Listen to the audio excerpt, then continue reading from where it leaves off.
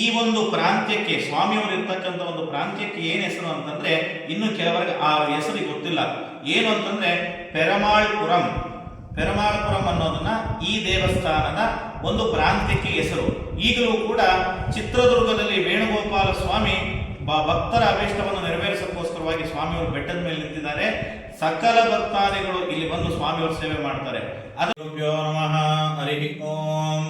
ಬ್ರಹ್ಮಾದೀನಾಂ ಗುರುಂ ಪೂರ್ವಂ ಇಂದಿರಾ ಗೃಹಮೇದಿನಂ ಪಾಂಚರಾತ್ರ ಪ್ರವಕ್ತಾರಂ ವಂದೇ ನಾರಾಯಣಂ ಪ್ರಭುಂ ಪರಾಶರಂಚ ಮೈತ್ರೇಯಂ ಭಾರದ್ವಾಜಂ ಕಪಿಂಜಲಂ ವಸಿಷ್ಠಾದಿಮುನೀನ್ ವಂದೇ ಪಾಂಚರಾತ್ರ ಪ್ರವರ್ತಕಾನ್ ಅಮೃತಾತ್ಮಾ ತಮೇಗಾಮೃತಾಹರಣಂ ವಿಭುಂ ಪಾಂಚರಾತ್ರಾಗಮಾಚಾರ್ಯಂ ವಂದೇ ವೈಕುಂಠಭೂಪತಿಂ ಜ್ಞಾನಾನಂದಮಯಂ ದೇವಂ ನಿರ್ಮಲಸ್ಫಟಿಕಾಕೃತಿಂ ಆಧಾರಂ ಸರ್ವವಿದ್ಯಾನಾಂ ಹಯಗ್ರೀವముపాస్మహే ವಸುದೇವಸುತಂ ದೇವಂ ಕಂಸಚಾಣೂರಮರ್ದನಂ ದೇವಕೀ ಪರಮಾನಂದಂ ಕೃಷ್ಣಂ ವಂದೇ ಜಗದ್ಗುರುಂ. ನಮಸ್ಕಾರ. ನನ್ನ ಹೆಸರು ಬಂದು ನರೋತ್ತಮ ಭಟ್ಟದಂತಂದು. ಶ್ರೀ ವೇಣುಗೋಪಾಲ ಸ್ವಾಮಿ ದೇವಸ್ಥಾನದ ಪ್ರಧಾನ ಅರ್ಚಕರು. ಚಿತ್ರದುರ್ಗದಲ್ಲಿ ನಮ್ಮ ಕೋಟೆಯಲ್ಲಿ ಪುರಾತನವಾದ ಮೇಲುದುರ್ಗ ಅನ್ನೋ ಇದರಲ್ಲಿ ನಮ್ಮ ರುಕ್ಮಿಣಿ ಸತ್ಯಭಾಮ ಸಮೇತರಾಗಿ ರುಕ್ಮಿಣಿ ಸತ್ಯಭಾಮ ಸಮೇತ ವೇಣುಗೋಪಾಲ ಸ್ವಾಮಿ ಅವರು ನೆಲೆಸಿದ್ದಾರೆ. ಇಂದು ವಿಶೇಷವಾಗಿ ಶ್ರೀ ಸ್ವಾಮಿಯವರಿಗೆ ಕೃಷ್ಣ ಜನ್ಮಾಷ್ಟಮಿ, ಸ್ವಾಮಿಯವರ ಜನ್ಮ ನಕ್ಷತ್ರ ಏನು ಅಂತಂದ್ರೆ ಸ್ವಾಮಿಯವರಿಗೆ ಈಗ ನಮ್ಮಲ್ಲಿ ಹುಟ್ಟಿದ ಹಬ್ಬ ಆಚರಿಸ್ಕೊಂತೀವಿ. ಅದರಲ್ಲಿ ಡೇಟಿನ ಪ್ರಕಾರವಾಗಿ ಆಚರಿಸ್ಕೊಂತೀವಿ. ಇದು ನಮ್ಮ ಶಾಸ್ತ್ರದಲ್ಲಿ ಏನು ಬರುತ್ತೆ ಅಂತಂದ್ರೆ ಈ ಮಾಸ ಯಾವುದು ಅಂತಂದ್ರೆ ಶ್ರಾವಣ ಮಾಸದ ಕೃಷ್ಣ ಪಕ್ಷದ ಅಷ್ಟಮಿ ದಿವಸ. ಅಷ್ಟಮಿ ಅವತ್ತಿನ ದಿವಸ ರೋಹಿಣಿ ನಕ್ಷತ್ರ ಸ್ವಾಮಿಯವರು ಆವಿರ್ಭಾವ ಆಗಿದ್ದ ದಿವಸ. ಇದನ್ನ ಚಿತ್ರದುರ್ಗದಲ್ಲಿರ್ತಕ್ಕಂಥ ಮೇಲುದುರ್ಗದಲ್ಲಿ ಶ್ರೀ ವೇಣುಗೋಪಾಲ ಸ್ವಾಮಿಯವರು ನೆಲೆಸಿದ್ದಾರೆ. ಇದು ಬಂದು ಈ ದೇವಸ್ಥಾನದ ಇತಿಹಾಸ ಬಂದು ಏನು ಅಂತಂದ್ರೆ ಸ್ವಾಮಿಯವರನ್ನ ಪಂಚಪಾಂಡವರು ಧರ್ಮ, ಅರ್ಜುನ, ಭೀಮ, ನಕುಲ, ಸಹದೇವ ಈ 5 ಜನ ಬಂದು ಸ್ವಾಮಿಯವರನ್ನ ಪ್ರತಿಷ್ಠಾಪನೆ ಮಾಡಿದ್ದಾರೆ ಅಂತಂದು ಒಂದು ಉಲ್ಲೇಖ ಇದೆ. ಇದರಲ್ಲಿ ಸ್ವಾಮಿಯವರಿಗೆ ಏನಕ್ಕೋಸ್ಕರ ಇಲ್ಲಿ ಬಂದು ನೆಲೆಸಿದ್ದಾರೆ ಅನ್ನೋದಕ್ಕೆ ಏನಂತಂದ್ರೆ ನಮ್ಮ ಅವರು ಅರಗಿನ ಮನೆ ಸುಡುತ್ತಾರೆ. ಆ ಸುಟ್ಟಿದ ಒಂದು ಸಂದರ್ಭದಲ್ಲಿ ನಾನಾ ಜೀವರಾಶಿಗಳನ್ನ ಸುಟ್ಟಿರ್ತಾರೆ. ಆ ಅರಮನೆ ಹಿಂಸೆ ಮಾಡಿರ್ತಾರೆ. ಆ ದೋಷ ಪರಿಹಾರಾರ್ಥವಾಗಿ ಶ್ರೀ ನಮ್ಮ ರುಕ್ಮಿಣಿ ಸತ್ಯಭಾಮ ಅವರ ಕುಲದೇವರಾಗಿರ್ತಕ್ಕಂಥ ರುಕ್ಮಿಣಿ ಸತ್ಯಭಾಮ ಸಮೇತರಾಗಿ ವೇಣುಗೋಪಾಲ ಸ್ವಾಮಿ ಅವರನ್ನ ಇಲ್ಲಿ ಪ್ರತಿಷ್ಠಾಪನೆ ಮಾಡಿದ್ದಾರೆ. ಅಂದ್ರೆ ಈ ನಮ್ಮ ಇದಕ್ಕೆ ನಮ್ಮ ಪ್ರಾಂತ್ಯಕ್ಕೆ ಚಿತ್ರದುರ್ಗಕ್ಕೆ ಪಂಚಪಾಂಡವರು ಬಂದಿದ್ದಾರೆ ಅನ್ನೋದಕ್ಕೆ ಇದು ನಮ್ಮ ಒಂದು ಉದಾಹರಣೆ. ಇದು ಈ ದೇವಸ್ಥಾನ ಒಂದು ಉದಾಹರಣೆ. ಇನ್ನೂ ಒಂದು ಶಾಸ್ತ್ರದಲ್ಲಿ ಏನ್ ಹೇಳ್ತಾರೆ ಅಂದ್ರೆ ಜನಮೇಜಯ ಮಹಾರಾಜ ಸರ್ಪಯಾಗ ಮಾಡಿದಾಗ ಸರ್ಪವನ್ನ ಆಹುತಿ ಕೊಡ್ತಾ ಇದ್ರಂತೆ. ಯಾವಾಗ ಒಂದು ಹೋಮದಲ್ಲಿ ಸರ್ಪಕುಲವನ್ನೇ ನಾಶ ಮಾಡಬೇಕು ಅನ್ನಬೇಕಾದ್ರೆ ಅದನ್ನ ಸರ್ಪವನ್ನ ಹೋಮಕ್ಕೆ ಆಹುತಿಯಾಗಿ ಕೊಡ್ತಾ ಇದ್ರಂತೆ. ಇದನ್ನ ಸರ್ಪ ದೋಷವನ್ನ ನಿವಾರಣೆ ಮಾಡಲಿಕ್ಕೋಸ್ಕರವಾಗಿ ಈ ನಮ್ಮ ವೇಣುಗೋಪಾಲ ಸ್ವಾಮಿ ಅವರನ್ನ ಬಂದು ಸೇವೆ ಮಾಡ್ತಿದ್ರು, ಪೂಜೆ ಮಾಡ್ಕೊಂಡು ಹೋಗಿದ್ದಾರೆ ಅನ್ನೋದು ಒಂದು ಉಲ್ಲೇಖ ಇದೆ. ಇದರಲ್ಲಿ ನಮ್ಮ ಚಿತ್ರದುರ್ಗದ ಕೋಟೆಯಲ್ಲಿ ವಿಜೃಂಭಣೆಯಾಗಿ ಇಲ್ಲಿ ನಮ್ಮ ಪಾಂಚರಾತ್ರಾಗಮ ಇಲ್ಲೇ ನಮ್ಮ ಮೊದಲು ನಮ್ಮ ಇಲ್ಲಿ ಪಾಂಚರಾತ್ರಾಗಮ ಇಲ್ಲೇ ಆವಿರ್ಭಾವ ಆಗಿತ್ತು ಅನ್ನೋದು ಒಂದು ಉಲ್ಲೇಖ ಇದೆ. ಅದರಲ್ಲೂ ಕೂಡ ನಮ್ಮ ಒಂದು ಆಗಮ ಒಂದು ಮಠ ಇಲ್ಲಿ ಏನಂದ್ರೆ ಮಠ ಪ್ರಾರಂಭ ಆಗಿತ್ತು. ಪಾಂಚರಾತ್ರಾಗಮ ಮಠ ಅನ್ನೋದನ್ನ ಇಲ್ಲಿ ಪ್ರಾರಂಭ ಮಾಡಿದ್ರು. ಇದನ್ನ ಈಗ ಪರಿಷತ್ತಾಗಿ ನಮ್ಮ ಈ ಬೆಂಗಳೂರಿನಲ್ಲಿ ನಾವು ನಡೆಸ್ತಾ ಇದ್ದೀವಿ. ಇದರ ಒಂದು ಮೂಲ ಬಂದು ಪಾಂಚರಾತ್ರಾಗಮ ಮಠ ಬಂದು ಇಲ್ಲಿ ನಮ್ಮ ವೇಣುಗೋಪಾಲ ಸ್ವಾಮಿ ದೇವಸ್ಥಾನದಲ್ಲೇ ನಡೀತಾ ಇತ್ತು. ಪಾಠ, ಪ್ರವಚನ ಪ್ರತಿಯೊಂದು ಕೂಡ ಇದರಲ್ಲಿ ಈ ನಾಯಕರ ಕಾಲದಲ್ಲಿ ಅವರ ಸಹಕಾರದಲ್ಲಿ ನಮ್ಮ ದೇವಸ್ಥಾನ ವಿಜೃಂಭಣೆಯಾಗಿ ವಿಶೇಷವಾಗಿ ಪೂಜಾ ಕೈಂಕರ್ಯ. ಒಂದೇನಂದ್ರೆ ನಮ್ಮ ಈ ದೇವಸ್ಥಾನದಲ್ಲಿ 2 ವಿಶೇಷವಾದ ಕೈಂಕರ್ಯಗಳು ನಡೆಯುತ್ತೆ. ಅದರಲ್ಲಿ ಕೃಷ್ಣ ಜನ್ಮಾಷ್ಟಮಿ ಒಂದು ಶ್ರಾವಣ ಮಾಸದಲ್ಲಿ ಬರ್ತಕ್ಕಂಥ ಕೃಷ್ಣ ಜನ್ಮ ಆದಮೇಲೆ ಎರಡನೇದಾಗಿ ಮಾರ್ಗಶಿರ ಮಾಸದಲ್ಲಿ ಪೌರ್ಣಮಿ ದಿವಸ. ಮಾರ್ಗಶಿರ ಮಾಸ ಅಂತಂದ್ರೆ ಡಿಸೆಂಬರ್ ತಿಂಗಳಿನಲ್ಲಿ ಪೌರ್ಣಮಿ ಬರ್ತದೆ. ಅಂದ್ರೆ ಇದರಲ್ಲಿ ಇನ್ನೂ ಒಂದು ಏನಂದ್ರೆ ಇದರಲ್ಲಿ 2 ಸಂಪ್ರದಾಯ ಇದೆ. ಎರಡು ಸೌರಮಾನ ಚಾಂದ್ರಮಾನ.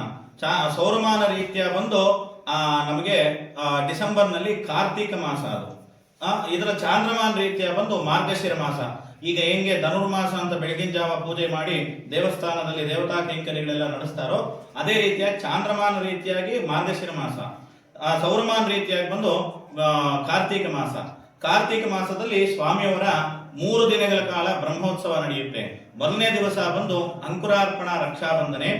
ಎರಡನೇ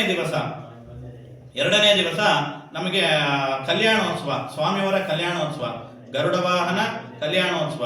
ಆದಮೇಲೆ ಮಾರನೇ ಪೌರ್ಣಮಿ ದಿವಸ ರಥೋತ್ಸವ, ಬ್ರಹ್ಮರಥೋತ್ಸವ.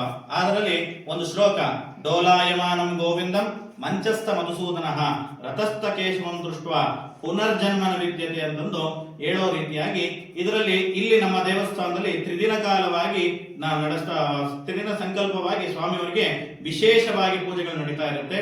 ಇದೇ ರೀತಿಯಾಗಿ ಶ್ರಾವಣ ಮಾಸ ಪ್ರತಿ ಮಾಸದಲ್ಲೂ ಕೂಡ ಸ್ವಾಮಿಯವರಿಗೆ ವಿಶೇಷವಾಗಿ ಭಕ್ತಾದಿಗಳು ಬಂದು ಸ್ವಾಮಿಯವರಿಗೆ ವಿಶೇಷವಾಗಿ ಕೈಂಕರ್ಯವನ್ನು ನಡೆಸ್ತಾರೆ. ಇದರಲ್ಲಿ ಇಂದು ನಮ್ಮ ಕೃಷ್ಣ ಜನ್ಮಾಷ್ಟಮಿ ದಿವಸ ಇವತ್ತು ಭಕ್ತಾದಿಗಳು ಸ್ವಾಮಿಯವರಿಗೆ ವಿಶೇಷವಾಗಿ ಫಲಪಂಚಾಮೃತ ಅಭಿಷೇಕ, ಆದಮೇಲೆ ಅಲಂಕಾರ, ಆದಮೇಲೆ ಸ್ವಾಮಿಯವರಿಗೆ ಉತ್ಸವ ಪ್ರಾಕಾರೋತ್ಸವ ಆದಮೇಲೆ ಮೊಸರು ಕುಡಿಕೆ ಒಡೆಯೋದು.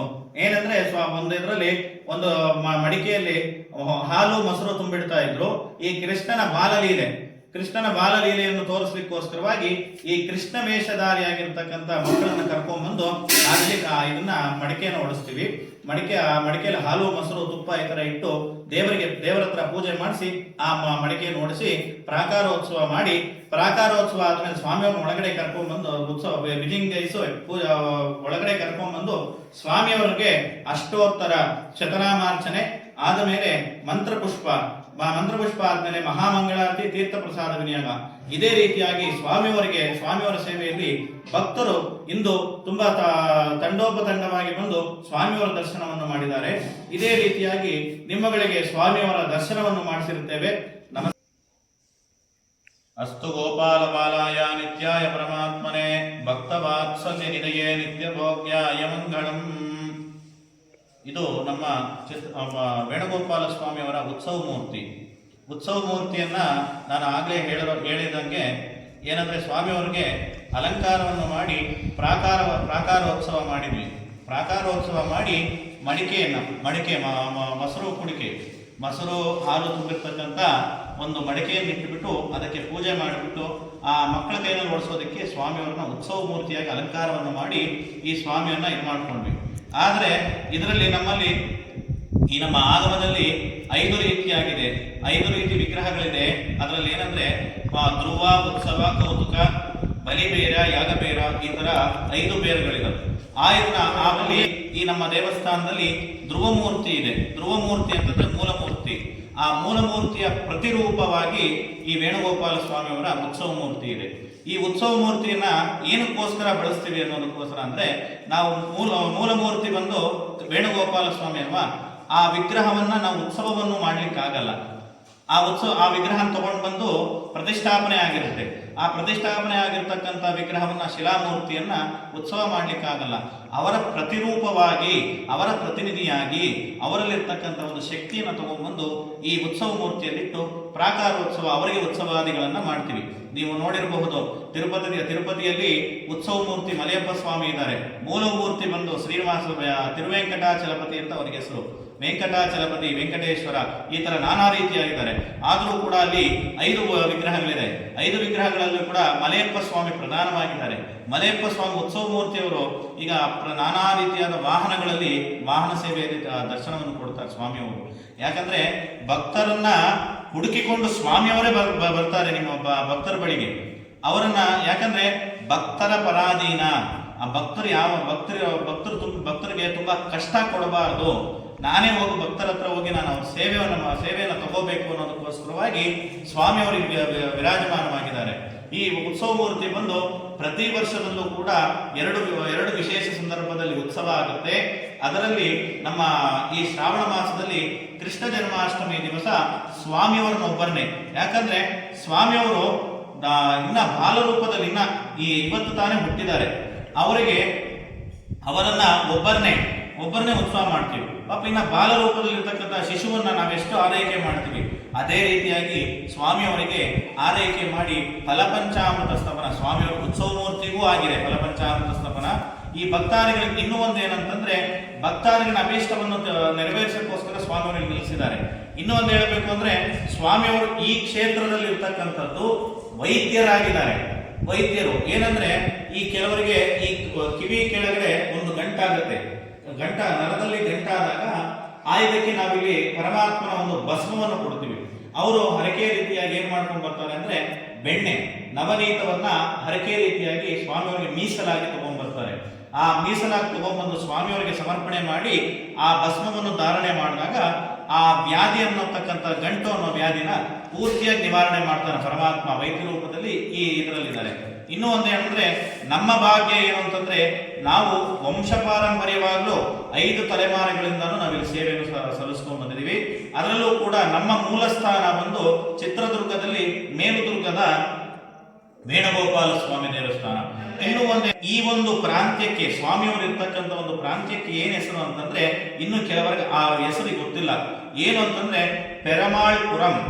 ಪೆರಮಾಳ್ಪುರಂ ಅನ್ನೋದನ್ನ ಈ ದೇವಸ್ಥಾನದ ಒಂದು ಪ್ರಾಂತ್ಯಕ್ಕೆ ಹೆಸರು. ಈಗಲೂ ಕೂಡ ಚಿತ್ರದುರ್ಗದಲ್ಲಿ ವೇಣುಗೋಪಾಲ ಸ್ವಾಮಿ ಭಕ್ತರ ಅಭೀಷ್ಟವನ್ನು ನೆರವೇರಿಸೋಕ್ಕೋಸ್ಕರವಾಗಿ ಸ್ವಾಮಿಯವರು ಬೆಟ್ಟದ ಮೇಲೆ ನಿಂತಿದ್ದಾರೆ. ಸಕಲ ಭಕ್ತಾದಿಗಳು ಇಲ್ಲಿ ಬಂದು ಸ್ವಾಮಿಯವರು ಸೇವೆ ಮಾಡ್ತಾರೆ. ಕೂಡ ಇನ್ನೂ ಒಂದು ವಿಶೇಷತೆ ಏನಂತಂದ್ರೆ, ಇದೇ ರೀತಿಯಾಗಿರ್ತಕ್ಕಂಥ ವಿಗ್ರಹಗಳು ಎರಡು ಕಡೆ ಇದೆ. ಅದರಲ್ಲಿ ಪ್ರಥಮವಾಗಿರ್ತಕ್ಕಂಥ ಒಂದು ವಿಗ್ರಹ ಇಲ್ಲಿ. ಇನ್ನೂ ಒಂದೇನಂದ್ರೆ, ಈ ಸ್ವಾಮಿಯವರು ಬಂದು 18 ರಿಂದ 19 ವಯಸ್ಸಿನ ಒಂದು ಹುಡುಗನಾಗಿದ್ದಾನೆ ಪರಮಾತ್ಮ ಇಲ್ಲಿ ವೇಣುಗೋಪಾಲ ಸ್ವಾಮಿ. ಇದೇ ರೀತಿಯಾಗಿ ಹೊಳಲ್ಕೆರೆಯಲ್ಲಿ ವೇಣುಗೋಪಾಲ ಸ್ವಾಮಿ ದೇವಸ್ಥಾನದಲ್ಲಿ ಅಲ್ಲಿ ವೇಣುಗೋಪಾಲ ಸ್ವಾಮಿ ಅವರಿದ್ದಾರೆ. ಅಲ್ಲಿ 35 ರಿಂದ 40 ವರ್ಷದ ಒಂದು ವ್ಯಕ್ತಿ ವಯಸ್ಸಿನಲ್ಲಿ ಇರ್ತಕ್ಕಂಥ ಒಂದು ವಿಗ್ರಹವನ್ನ ಕೆತ್ತಿದ್ದಾರೆ. ಅಂದ್ರೆ ಅವರ ಕಲಾ ಚಾತುರ್ಯವನ್ನ ಇದರಲ್ಲಿ ನಮ್ಮ ಚಿತ್ರದುರ್ಗದ ಕಲಾಕಾರರು ಎಷ್ಟು ವರ್ಣನೆ ಮಾಡಿದ್ದಾರೆ ಅಂದ್ರೆ, ಆ ಕೃಷ್ಣನ ನೋಡ್ತಾ ಇದ್ರೆ ಅದೇ ಹೇಳಿಲ್ವಾ, ಮಂಗಳಂ ಕೋಸಲೇಂದ್ರಾಯ ಮಹನೀಯ ಗುಣಾತ್ಮನೆ ಚಕ್ರವರ್ತಿ ತನೋಜಾಯ ಸಾರ್ವಭೌಮಾಯ ಮಂಗಳಂ ಪುಂಸಾ ಮೋಹನ ರೂಪಾಯ ಶ್ಲೋಕಾಯ ಮಂಗಳಂ. ಅದಕ್ಕೆ ಜಗದೋದ್ಧಾರನ್ನ ಆ ಜಗನ್ಮೋಹನಾಕಾರ ಅಂತ ಇನ್ನೂ ಒಂದು ಹೆಸರು ಹೇಳ್ತಾರೆ. ಅದಕ್ಕೆ ದಾಸರೇನ್ ಹೇಳ್ತಾರೆ ಅಂತಂದ್ರೆ, ಜಗದೋದ್ಧಾರನ ಆಡಿಸಿದಳಿಸೋದೆ ಜಗದೋದ್ಧಾರನ ಮಗನೆಂದು ತಿಳಿಯುತ್ತ ಅಂತಂದು ಆ ಜಗದೊಡೆಯನ್ನ ಆ ಯಶೋದೆಗೆ ಏನ್ ಪುಣ್ಯ ಅಂತಂದ್ರೆ ತುಂಬಾ ಪುಣ್ಯವಂತರೋಡು. ಯಾಕಂದ್ರೆ ಯಾವ ಜನ್ಮದಲ್ಲಿ ಏನ್ ಪುಣ್ಯ ಮಾಡಿದ್ಲೋ ಆ ಯಶೋದೆ ಜಗದೊಡೆಯನಾಗಿರ್ತಕ್ಕಂಥ ಕೃಷ್ಣನ್ನೇ ತೊಟ್ಲಲ್ಲಾಕಿ ತನ್ನ ಶಿಶುವಾಗಿ ತನ್ನ ಮಗುವಾಗಿ ಆ ತೊಟ್ಲಲ್ಲಾಕಿ ಹೋಗಿದ್ಲಂತೆ. ಅದಕ್ಕೆ ಆ ತೊಟ್ಲಲ್ಲಿ ನೋಡ್ತಾ ಅವಳಿಗೆ ಇನ್ನ ಇಂಥ ಈ ಜಗನ್ಮೋಹನಾಕಾರ ಇನ್ನ ನೋಡ್ತಾನೆ ಇರಬೇಕು ಅಂತ ಇತ್ತಂತ, ಅಷ್ಟು ಸುಂದರವಾಗಿದ್ದಂತೆ ಕೃಷ್ಣ. ಅದೇ ರೀತಿಯಾಗಿ ನಮ್ಮ ಈ ವೇಣುಗೋಪಾಲ ಸ್ವಾಮಿ ದೇವಸ್ಥಾನದಲ್ಲಿದ್ದಾರೆ.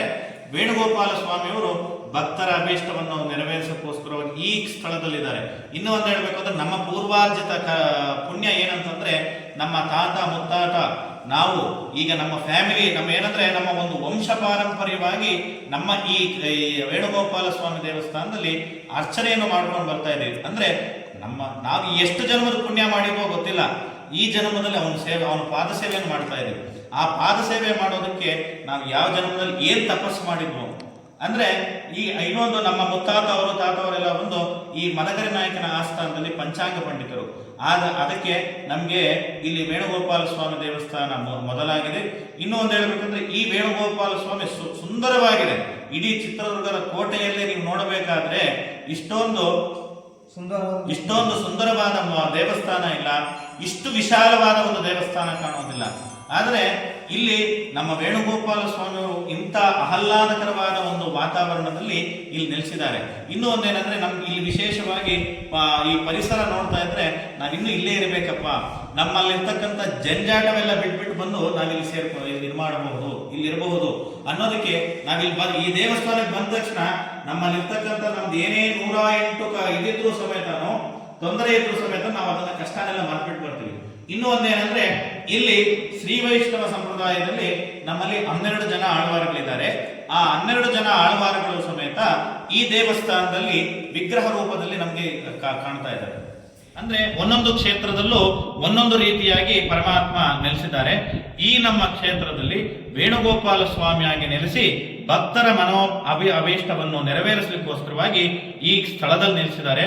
ನೀವು ಬಂದು ಪರಮಾತ್ಮನ ದರ್ಶನವನ್ನು ಮಾಡಿ ಕೃತಾರ್ಥರಾಗಬೇಕಾಗಿ ಕೇಳಿಕೊಳ್ಳುತ್ತೇವೆ. ನಮಸ್ಕಾರ ಸ್ನೇಹಿತರೆ, ಇದುವರೆಗೂ ನೀವು ಗೋಪಾಲಸ್ವಾಮಿ ದೇವಸ್ಥಾನದ ದಾರಿ ಮತ್ತೆ ಈ ಒಂದು ದೇವಸ್ಥಾನ ಸ್ವಾಮೀಜಿಯ ಒಂದು ಸಂಪೂರ್ಣ ಮಾಹಿತಿಯನ್ನು ನಿಮಗೆ ಈ ವಿಡಿಯೋದಲ್ಲಿ ತಿಳಿಸಿದ್ದೀನಿ. ಮುಖ್ಯವಾದ ವಿಚಾರ ಏನಂತಂದರೆ, ಕೆಲವರು ಸುಳ್ಳು ಅಂದರೆ ಈ ಒಂದು ದೇವಸ್ಥಾನ ತುಂಬ ಮೇಲ್ಗಡೆ ಇರೋದ್ರಿಂದ ಇಲ್ಲಿ ಕೆಲವರು ಬರ್ಲಿಕ್ಕೆ ಆಗಲ್ಲ. ಹಾಗಾಗಿ ಕೆಲವರು ಇಲ್ಲಿ ದೇವರ ಒಂದು ವಿಗ್ರಹ ಇಲ್ಲ, ಅಲ್ಲಿ ಬೀಗ ಹಾಕಿರ್ತಾರೆ, ಇಲ್ಲಿ ಪೂಜೆ ನಡೆಯಲ್ಲ ಅಂತ ಒಂದು ಸುಳ್ಳು ಇದನ್ನು ಕೂಡ ಜನಗಳು ಹೇಳ್ತಾರೆ. ಯಾವುದೇ ರೀತಿಯ ಇದಿಲ್ಲ. ಪ್ರತಿ ಒಂದು ಕೃಷ್ಣ ಜನ್ಮಾಷ್ಟಮಿ ಕೂಡ ಇಲ್ಲಿ ನಡೆಯುತ್ತೆ. ಹಾಗೆ ಪ್ರತಿ ಒಂದು ಭಾನುವಾರ ಕೂಡ ಇದು ಈ ಒಂದು ಸ್ವಾಮಿಯ ಪೂಜೆ ಕೂಡ ಇಂದಿಗೂ ಕೂಡ ನಡೀತಾ ಇದೆ. ಯಾವುದೇ ಊಹಾಪೋಹಗಳನ್ನು ನಂಬಬೇಡಿ. ಈ ಒಂದು ವಿಡಿಯೋ ಇಷ್ಟ ಆದರೆ ಲೈಕ್ ಮಾಡಿ, ಶೇರ್ ಮಾಡಿ. ಎಲ್ಲರಿಗೂ ಧನ್ಯವಾದಗಳು ಸ್ನೇಹಿತರೆ.